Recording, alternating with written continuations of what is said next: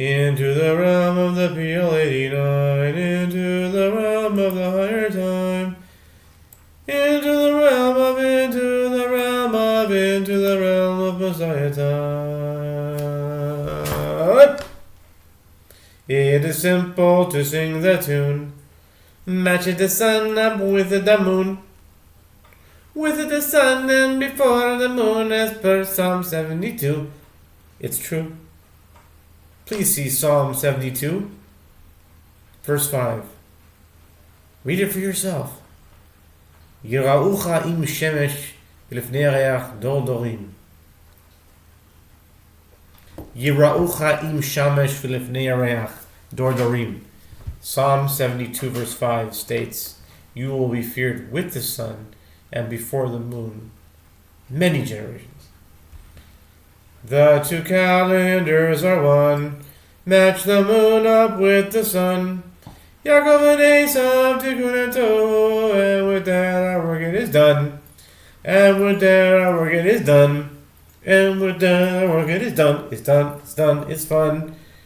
And we have only just begun. D major on Wednesday. This is the PL-89 Gematriatic Quantum Thought Calendar for Wednesday, April 1st, 2026, which is Yom Revi'i, 4th day of the week, the 14th day of Nisan, 5786, Erev Pesach, Passover Eve, and I think the 14th of Nisan is when at twilight or in the late afternoon they would slaughter the Korban Pesach, the Passover offering. I want to make sure that's true. The Passover offering, Passover offering.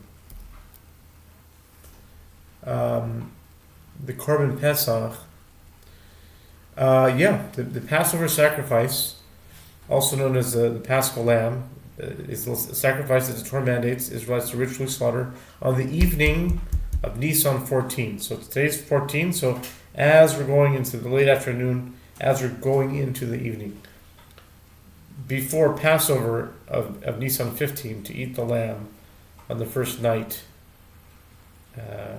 of the holiday with bitter herbs. Slaughter on the evening of the 14th, so going into the 15th. The 15th is Passover. And that's what we're celebrating now. We're celebrating our freedom from slavery, our freedom from sin, from chametz, from the power of sin. And that's what leaven represents, that puffiness of the ego, the self. And we are celebrating freedom.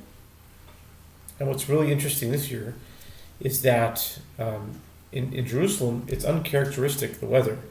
It's almost like winter reared up its, I won't say ugly head, but rain is a blessing, but it's cold also.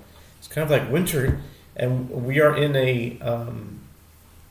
the month of Aviv, which is the spring, but it feels like a winter day. It feels like it's back in January. Days like this were back in December and January, from what I remember, here in Jerusalem. But Passover time, April, is usually bright and sunny and warm. That's how I remember it. So this year is unusual. And I wonder what that means. Maybe it's like in the times of Mashiach, it's everything. There's a lot of paradoxes. Things are kind of hard to understand. Things are opposites. We don't know what to expect. And that's really what Chayin is all about. Chayin is all about the beauty within paradox.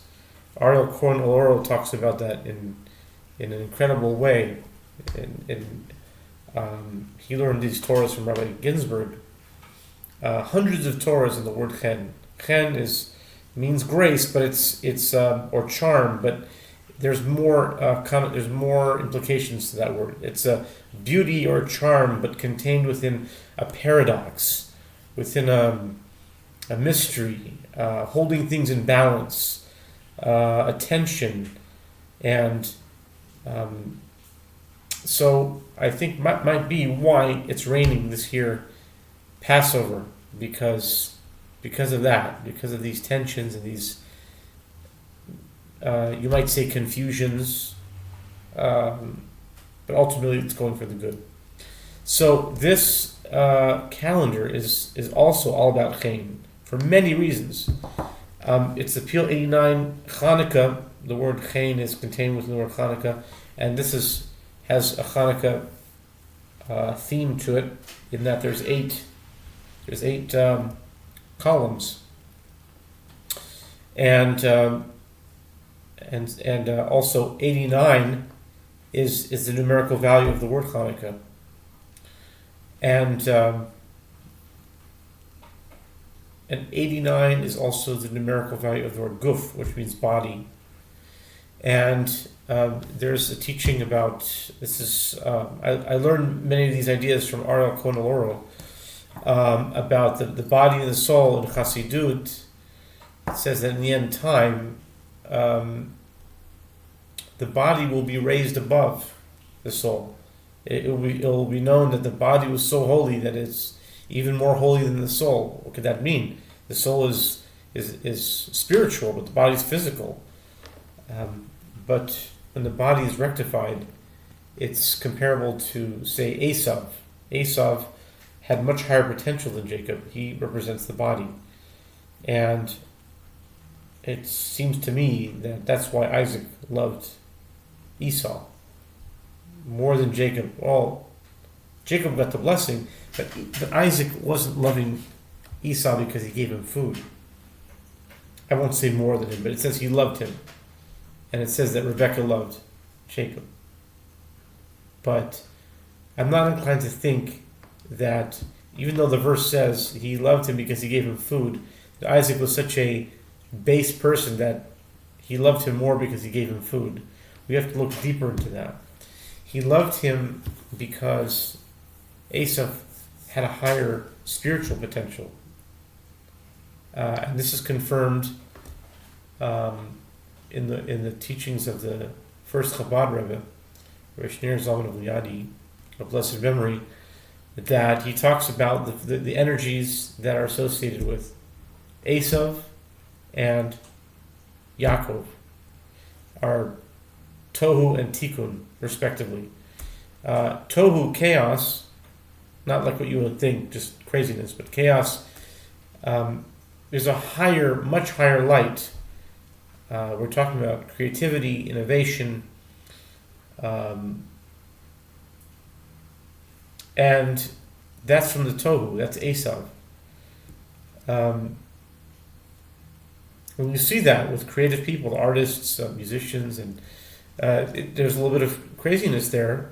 It may not be fully rectified, so when it comes to this world, there could be some kind of, what they call in Kabbalistic terms, Shivirata Kelim, and breaking of the vessels.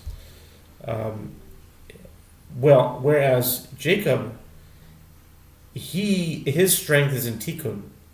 Tikkun is rectification.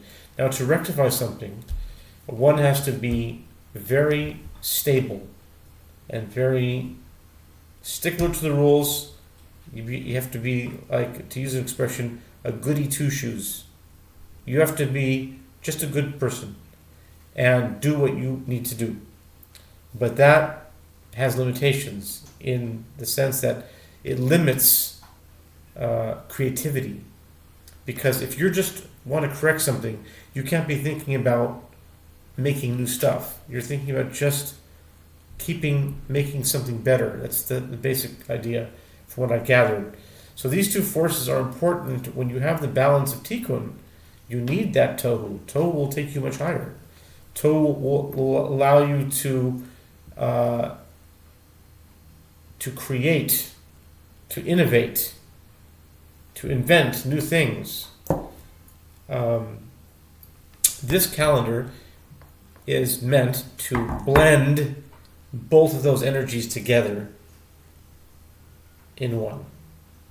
When Jacob and Esau meet each other and make peace with each other, the body and the soul, Jacob and Esau, Judaism and Christianity, and Islam, then we enter the Messianic age. And that's what this calendar is all about, because it's a solar and lunar calendar. It represents Jacob and Esau. The sun, the Gregorian calendar, 365 days, is here. The moon, Jacob, 365 days, the Hebrew calendar, is also here. And it's one calendar. In fact, back in September of last year, I was even including the Islamic calendar. And I might still go back to that, but I haven't seen so much a need, because the Islamic calendar is a lunar calendar, so I already have the lunar aspect with the Jewish calendar, so I don't need, right now, I don't need the Islamic calendar, but maybe there'll be a use for it someday.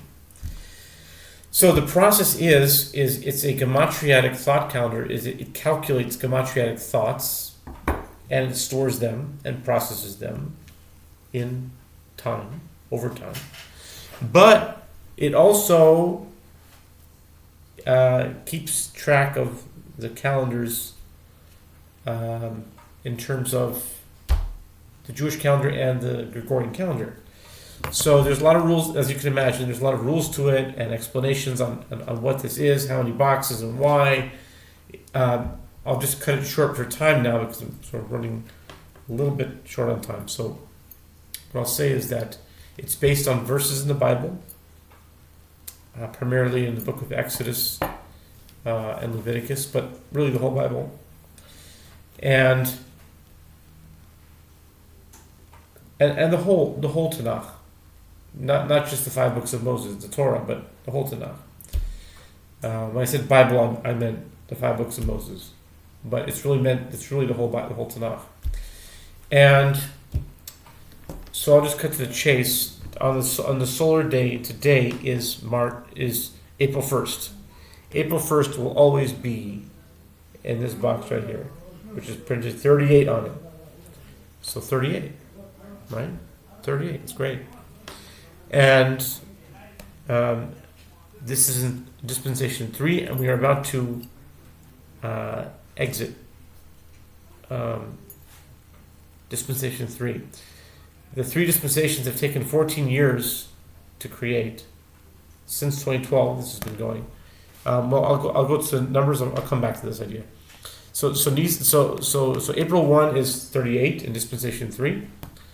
Okay, and Nisan 14 is always gonna be 29 right here in this dispensation. So 29 and 38, of course, is 67, right? And 67 has a numerical value of, I'm going to find out right now because I forgot.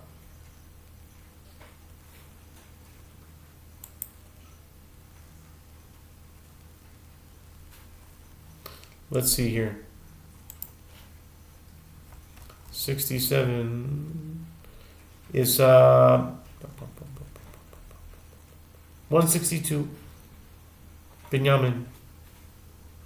Binyamin can be 152 also if you spell it with 1 yud, but if you spell it with 2 yuds, Binyamin is 162. Okay. And then we go from there. Happy Passover, everyone. Chag Kasher V'Sameach. And may we see the redemption very soon.